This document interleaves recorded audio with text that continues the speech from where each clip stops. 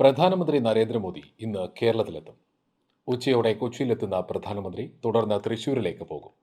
തേക്കിൻകാട് മൈതാനം ചുറ്റിയുള്ള റോഡ് ഷോയ്ക്ക് ശേഷം നടക്കുന്ന മഹിളാ സമ്മേളനത്തിൽ അദ്ദേഹം സംസാരിക്കും.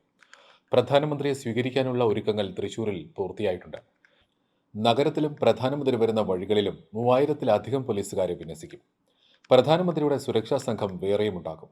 ഉച്ചതിരിഞ്ഞ് 2 മണിക്ക് കുട്ടനെല്ലൂർ കോളേജ് ഗ്രൗണ്ടിൽ വന്നിറങ്ങുന്ന പ്രധാനമന്ത്രി 2:15 സ്വരാജ് റൗണ്ടിൽ പ്രവേശിക്കും. തുടർന്ന് നായ്ക്കനാൽ വരെ 1.5 കിലോമീറ്റർ റോഡ് ഷോ ഉണ്ടാകും. അതിനുശേഷം മഹിളാ സമ്മേളന വേദിയിലേക്ക് എത്തും.